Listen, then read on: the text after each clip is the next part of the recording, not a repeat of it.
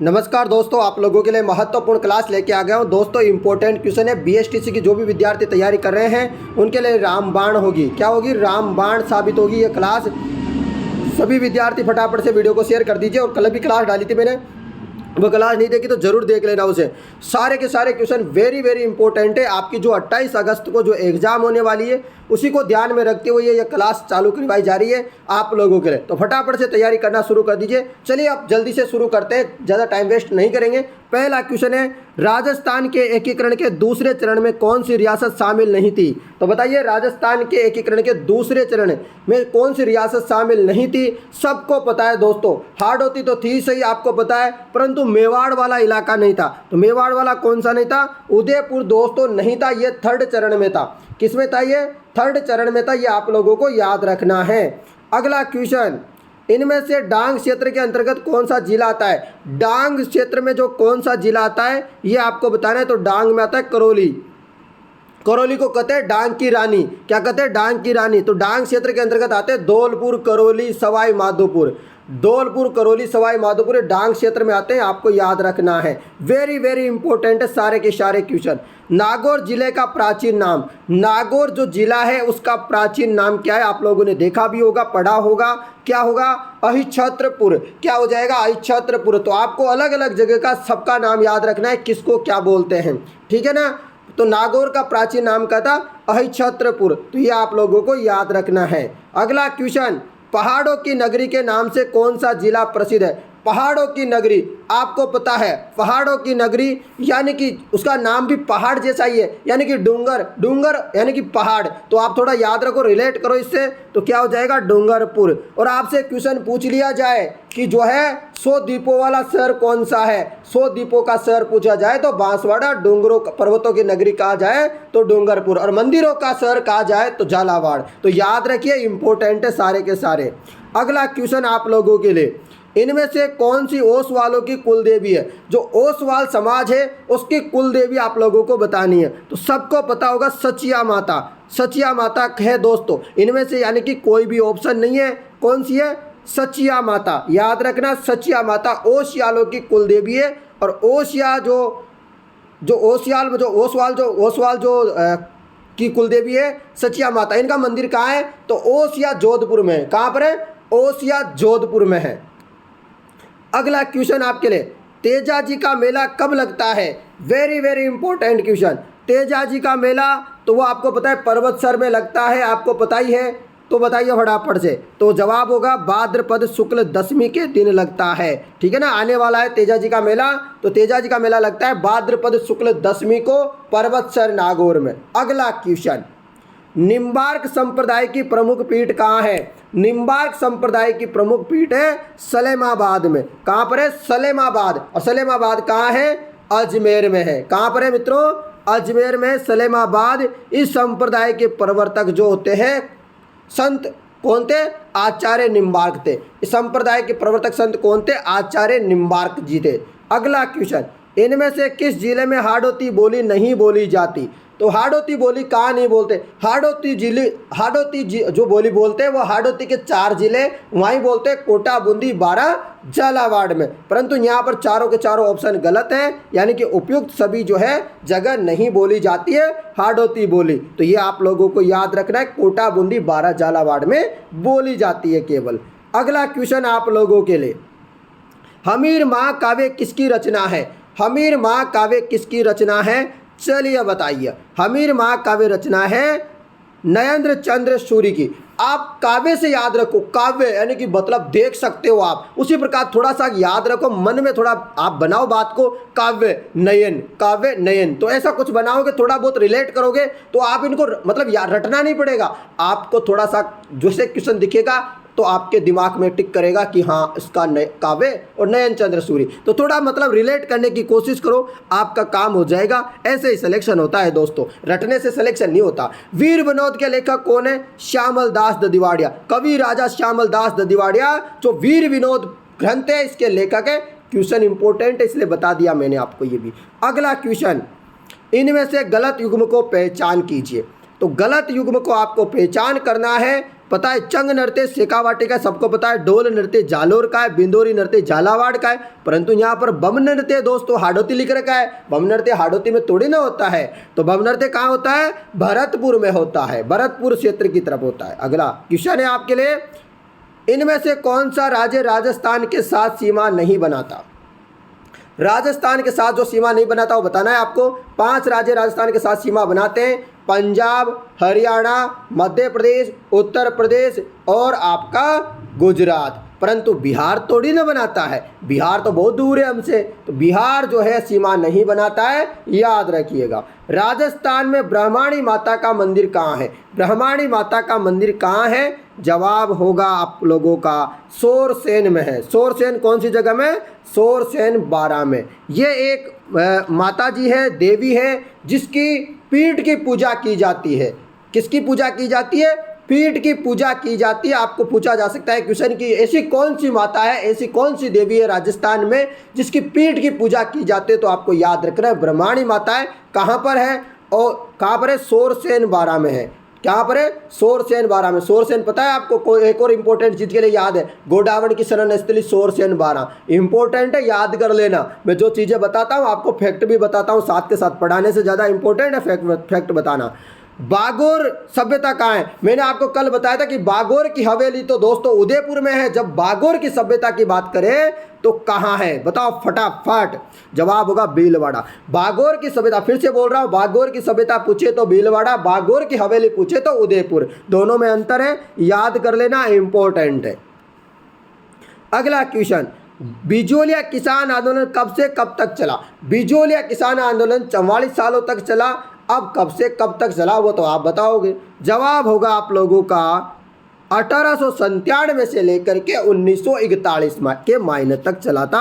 आपको याद रखना है प्रथम अहिंसात्मक असहयोग्य किसान आंदोलन था ये आप लोगों को याद रखना है। 1897 से लेकर के 1941 तक। अगला क्वेश्चन, राजस्थान का पहला सफेद सीमेंट कारखाना कहाँ पर है? पहला सफेद सीमेंट कारखाना कहाँ है? घोटन में है। कहाँ पर है? घोटन में। बिशलपुर बांध किस नदी पर है? बिशलपुर बांध दोस्तों बनास नदी पे है। कहाँ पर है? बनास नदी पे है, याद रखिएगा। टोंक जिले में। कहाँ पर है? टोंक जिले में। अगला क्वेश्चन, इनमें से गलत युग्म को पहचानिए। गलत युग्म को पहचानना है आप लोगों को। चलिए पहचाने। यहाँ पर बोला गया है सर्वाधिक वर्षा वाला जिला, तो दोस्तों सर्वाधिक वर्षा वाला जिला सिरोही नहीं है। कौन सा है? झालावाड़ है। कौन सा है? झालावाड़ है, ना कि सिरोही। सर्वाधिक वर्षा वाला स्थान माउंट आबू है। सर्वाधिक खारे पानी के जिले नागौर में। सर्वाधिक पशु मेले नागौर में बढ़ते हैं। परंतु यहाँ पर जो गलत दे रखा है वर्षा वाला जिला ये सिरोही नहीं है, झालावाड़ होगा। अगला क्वेश्चन है, कनक सागर पक्षी अभ्यारण्य कहाँ है? कनक सागर जो पक्षी अभ्यारण्य ये कहाँ है? सबको पता होगा, फटाफट आंसर दीजिएगा। वेरी वेरी इंपॉर्टेंट है। और यहाँ पर 84 खंभों की छतरी भी है। जल्दी जवाब दीजिएगा। बूंदी होगा। क्या होगा? बूंदी। तो याद रखिएगा कनक सागर पक्षी अभ्यारण्य राजस्थान राज्य का सबसे छोटा आखेट निषेध क्षेत्र है, इसलिए तो सबसे छोटा है, बार बार में एग्जाम में आता है, याद रखिएगा। यहाँ 84 खंभों की छतरी भी है। इनमें से सही युग्म की पहचान कीजिए। सही युग्म की पहचान करनी है तो संभागीय व्यवस्था को बंद किया था मोहनलाल सुखाड़िया। मैंने याद करने की ट्रिक कैसे याद रखी खुद ने, आप लोगों को कैसे याद रखी आप लोगों ने, तो वो भी कमेंट करके बताओ। मैंने आप याद रख रखी है कि संभागीय व्यवस्था जो है कब खत्म हुई? तो उस समय क्या सूखा पड़ गया? क्या पड़ गया? अकाल पड़ गया, सूखा पड़ गया। अब सूखा पड़ गया तो संभागीय व्यवस्था को बंद करना पड़ेगा, क्योंकि पैसा ज़्यादा लगता है, पैसा खर्च होता है। तो आप कैसे याद रखोगे? सूखा पड़ गया यानी कि मोहनलाल सुखाड़िया। फिर चालू किसने की, मतलब चालू किसने की, तो ये भी क्वेश्चन आता है। तो फिर चालू किसने की आपके मन में आएगा कि सर चालू किसने की होगी, हमें क्या पता? तो पता नहीं है, सही बात है। तो फिर क्या होगा? भगवान आएंगे। फिर भगवान आएंगे तो पता है भगवान आने के बाद तो पैसा वैसा आ ही जाता है। तो फिर ऐसे याद रखना कि हरिदेव आए। कौन आए? हरिदेव जोशी आए। हरि क्या होते हैं? भगवान होते हैं। तो उस हिसाब से फिर याद रख लीजिएगा। हो गया काम आप दोनों का? बहुत बढ़िया। तो इसी प्रकार से आपका काम हो जाएगा। चलिए शुरू करते हैं अगला क्वेश्चन। राष्ट्रीय सरसों अनुसंधान केंद्र, आपसे सरसों का पूछा है कि राष्ट्रीय सरसों अनुसंधान केंद्र कहाँ है? तो सेवर में है। पर ये कभी कभी सेवर नहीं देता ऑप्शन में, जिले का नाम दे देता है। तो याद रखना है जिला भी भाई भरतपुर होगा। क्या याद रखोगे? भरतपुर सेवर में सरसों अनुसंधान केंद्र है। आपसे पूछ लिया जाए, ये नहीं पूछ के जाए, कुछ और पूछ लिया जाए, क्या पूछ लेंगे? मसाला अनुसंधान केंद्र कहाँ है? मसाला अनुसंधान केंद्र तो तबीजी में है। तबीजी कहाँ है सर? फिर तबीजी है आपके अजमेर में। तो ऐसे याद रखिएगा, इंपॉर्टेंट है सारे के सारे। अगला क्वेश्चन, इनमें से सही युग्म को पहचानिए। सही युग्म को पहचानना है और मुझे बताना है। तो जवाब हो जाएगा उपयुक्त सभी सही है। पहाड़ों की नगरी अभी बताया था मैंने, डूंगरपुर। राजस्थान का प्रवेश द्वार भरतपुर। राती घाटी बीकानेर। तो याद रखिए, इंपॉर्टेंट है। अगला क्वेश्चन आप लोगों के लिए, लीजिए आपके सामने प्रस्तुत करता हूं नेक्स्ट क्वेश्चन। इनमें से सयुग्म को पहचान कीजिएगा। सयुग्म की पहचान करनी है तो क्या होगा? बावड़ियों का शहर, सबको पता है बावड़ियों का शहर कौन सा है? बूंदी है। ठीक है। यहाँ डांग की रानी करौली। राजस्थान का हृदय कौन सा है? पता है आपको? अजमेर है। राजस्थान का कानपुर भीलवाड़ा है। तो आपको ये चीज़ें याद रखनी है। तो आपका जवाब क्या होगा? बावड़ियों का शहर बूंदी। अगला क्वेश्चन, इनमें से कौन सा गलत युग्म है? गलत युग्म को पहचान करके मुझे बताना है आप लोगों को। चलिए बताइए फटाफट से, जल्दी से जवाब आना चाहिए आप लोगों का। फटाफट आंसर दोगे फटाफट से। सॉरी दोस्तों, मैंने ऊपर जो क्वेश्चन बताया था इसमें एक थोड़ा गड़बड़ हो गया। तो ये जो इसमें बता रखा है ना, मैंने बताया था यहाँ पर भीलवाड़ा। भीलवाड़ा नहीं, राजस्थान का कानपुर बोलते हैं दोस्तों। सॉरी, कोटा को। किसको बोलते हैं? कोटा को बोला जाता है। राजस्थान का कानपुर किसको कहते हैं? कोटा को। याद रखिएगा, ठीक है ना। चलो अगला क्वेश्चन, इनमें से गलत युग्म को पहचानना है आपको 23वें नंबर के। जल्दी बताओ। मेवाड़ के विषम पिता कुंवर चुंडा, वागड़ की मीरा, गौरी देवी, राठौरों का यूनिसेफ दुर्गादास राठौर। पर वागड़ के गांधी दोस्तों गोविंद गिरी नहीं थे। अब वागड़ के गांधी ये नहीं थे तो फिर कौन थे? तो कौन थे वागड़ के गांधी? भोगीलाल पांड्या। कौन? भोगीलाल पांड्या। पूछ लिया जाए राजस्थान का गांधी तो गोकुल भाई भट्ट। ठीक है, वागड़ का गांधी कौन हो जाएगा? भोगीलाल पांड्या। डूंगरपुर प्रजामंडल के संस्थापक भी भोगीलाल पांड्या है, याद रखना। उड़िया का पठार स्थित है। उड़िया का पठार सबसे ऊंचा पठार कहाँ पर है? उड़ के कहाँ चला गया? सिरोही में चला गया कि नहीं गया? गया, सिरोही में है। फिर उड़िया का पठार उड़ के चला गया। तो अगला क्वेश्चन, डूंगरपुर और बांसवाड़ा के मध्य का भूभाग क्या कहलाता है? डूंगरपुर और बांसवाड़ा के मध्य का भूभाग मेवल कहलाता है। क्या कहलाता है? मेवल। अगला क्वेश्चन, अरावली पर्वत प्रदेश किसका अवशेष है? अरावली पर्वत प्रदेश किसका अवशेष है? गोंडवाना का। किसका? गोंडवाना लैंड का। इनमें से कौन सी नदी राजस्थान के अंत प्रवाही नदी नहीं है? अंत प्रवाही नदी कौन सी नहीं है? सबको पता है कि बनास नदी अंत प्रवाही नदी नहीं है। ये दोस्तों बंगाल खाड़ीय तंत्र की नदी है, चंबल की सहायक नदी है। तो याद रखिएगा। चलिए अगले प्रश्न पे चलते हैं। सूर्य की सीधी किरणें पड़ती है। सूर्य की सीधी किरणें कहाँ पर पड़ती है? चलो बताओ फटाफट, दीजिए जवाब फटाफट से। जवाब आना चाहिए आप लोगों का। जवाब हो जाएगा बांसवाड़ा में। सबसे सीधी किरणें पड़ती है बांसवाड़ा में। सबसे तिरछी किरणें कहाँ पड़ती है? पूछ लिया जाए राजस्थान में तो श्री गंगानगर में। कहाँ पर? गंगानगर में। ठीक है, तिरछी किरणें गंगानगर, सीधी किरणें बांसवाड़ा में। चलिए अगला क्वेश्चन, इनमें से सही कथन को पहचानिए। सही कथन को पहचानना है। उपयोग सभी सही है। चंबल नदी का उद्गम मध्य प्रदेश के जनापाव की पहाड़ियों से होता है। जी दोस्तों। चंबल की सहायक नदी काली सिंध है, ये भी सही बात है। राजस्थान में सर्वाधिक अवनाली का अपरदन चंबल नदी से होता है। बियड चंबल नदी के कारण ही होता है सबसे ज़्यादा। ठीक है, चलिए अगला क्वेश्चन ये रहा, इनमें से सही युग्म को पहचानिए। क्या करना है? सही युग्म को पहचानना है। जयसमंद झील, इसमें 7 टापू है। सबसे छोटा टापू का नाम है प्यारी। क्या नाम है? प्यारी। सबसे बड़ा टापू का नाम है बाबा का भांगड़ा।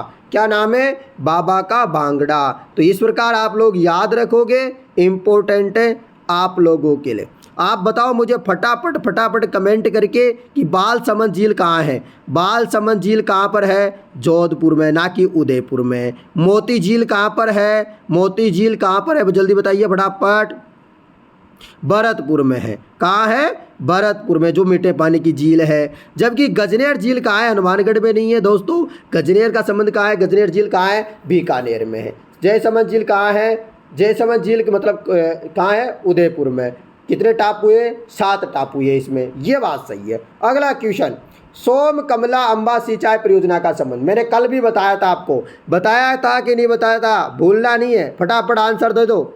जवाब होगा सोम कमला अम्बा सिंचाई परियोजना है डूंगरपुर की। इनमें से सही कथन को पहचानिए। सही कथन को पहचान करनी है। पाचना बांध करौली में है, बिल्कुल। भीमसागर बांध झालावाड़ में, मोरेल बांध सवाई माधोपुर में। हाँ जी दोस्तों, सभी का सभी सही है, उपयुक्त सभी सही होगा। अगला क्वेश्चन, रबी की फसल को राजस्थान में स्थानीय भाषा में क्या कहते हैं? रबी की फसल यानी कि जैसे कि गेहूँ, सरसों, इन्हीं को बोलते हैं रबी की फसल। तो दोस्तों बताओ, तो इसको क्या कहते हैं? रबी की फसल को स्थानीय भाषा में क्या कहते हैं? तो उनाड़ू की फसल। गर्मी में काटते हैं, जैसे सर्दी में बो देते हैं तो फिर गर्मी में काटते हैं, तो इसको क्या बोलते हैं? उनाड़ू की फसल। क्या बोलते हैं? उनाड़ू की फसल। ऐसे बोलते हैं ना, बोलते हैं कि नहीं बोलते? बिल्कुल। चलिए तो अगले प्रश्न में चले। और खरीफ की फसल को क्या बोलते हैं? खरीफ की फसल को क्या बोलते हैं? ये भी क्वेश्चन आ सकता है, फिर तो ये आ सकता है। तो स्याड़ू की फसल। क्या बोलते हैं? स्याड़ू की फसल। अगला क्वेश्चन, राजस्थान में लौह के उत्पादन क्षेत्र है, लौह के उत्पादन क्षेत्र कौन से है? उपयुक्त सभी, मोरेजा, बानुला, चोमू, नीमला, रायसेला, दौसा, डाबला, सिंगाना, झुंझुनू, सभी है। अगला क्वेश्चन, इनमें से गलत युग्म को पहचानिए। गलत युग्म को पहचानिए। मेवाड़ महोत्सव जोधपुर गलत है, भुवनेश्वर मेला ये भी गलत है, ये भी गलत है। तो उपयुक्त सभी सारे के सारे गलत है। तो मैं आपको बताता हूँ सही क्या है, फिर सारे के सारे गलत है ये। तो मेवाड़ महोत्सव कहाँ मनाते हैं? मेवाड़ महोत्सव उदयपुर में मनाते हैं, ना कि जोधपुर में। बेणेश्वर महोत्सव सबको पता है कहाँ पर? बेणेश्वर का मेला कहाँ लगता है? डूंगर में, नवा टापरा गाँव। चंद्रभागा का पशु मेला चित्तौड़ में नहीं लगता, तो फिर कहाँ लगता है सर? झालरा पाटन झालावाड़ में लगता है। ठीक है, तो ये याद रखना है। इसके अलावा एक और मेला बता देता हूँ, चंद्र प्रभु का मेला लगता है तिजारा अलवर में। कहाँ? तिजारा अलवर में। अगला क्वेश्चन आप लोगों के लिए, इनमें से भेड़ की नस्ल कौन सी है? भेड़ की नस्ल कौन सी है बताइए? भेड़ की नस्ल सोनाड़ी भी है, चोकला भी है, मगरा भी है, यानी कि उपयुक्त सभी सही है। ये सारी की सारी भेड़ की नस्ल है। अगला क्वेश्चन आप लोगों के लिए, राजस्थानी भाषा में प्यालू का क्या अर्थ है? प्यालू का क्या अर्थ है? प्यालू, ब्यालू का, ब्यालू का अर्थ बताओ। राजस्थानी भाषा में ब्यालू का क्या मतलब है, क्या अर्थ है? जवाब होगा ग्रामीण क्षेत्रों में शाम का जो भोजन होता है उसको ब्यालू कहते हैं। अगला क्वेश्चन, राजस्थान में महिलाओं द्वारा सिर पर पहने जाने वाला आभूषण इनमें से कौन सा है? सिर पे जो आभूषण पहनते हैं उसको क्या नाम है बताइए? जल्दी से जवाब देते रहिए। बहुत बढ़िया, जवाब होगा टिड्डी वल को। क्या होगा? टिड्डी वल को। अगला क्वेश्चन, किशनगढ़ शैली को भारत की मोनालिसा किसने कहा? किशनगढ़ की जो शैली है उसको दोस्तों मोनालिसा, भारत की मोनालिसा किसने कहा? तो ये कहा था एरिक डिक्सन ने। किसने कहा था? एरिक डिक्सन ने कहा था। अगला क्वेश्चन, राजस्थान में चरी नृत्य का संबंध किस जाति से है? राजस्थान में चरी नृत्य का संबंध है गुर्जर जाति से। आपको पता होगा किशनगढ़ अजमेर की प्रसिद्ध नृत्यांगना गुर्जर जाति की महिला कौन सी है? फलकूबाई। प्रसिद्ध नृत्यांगना है, गुर्जर जाति की चरी नृत्यांगना है ये, किशनगढ़ अजमेर की। सर्वोच्च न्यायालय के वर्तमान, ये आप भूल जाइए, इसको भी मत कीजिए, मैं दूसरा बताऊंगा आपको। अगला क्वेश्चन, भारत का सबसे बड़ा पवन टरबाइन किस राज्य में स्थापित किया गया? पवन टरबाइन किस राज्य में स्थापित किया गया? जल्दी बताइए। गुजरात में। क्या होगा? गुजरात में। क्रिकेट एशिया कप 2022 का खिताब किस देश की टीम ने जीता?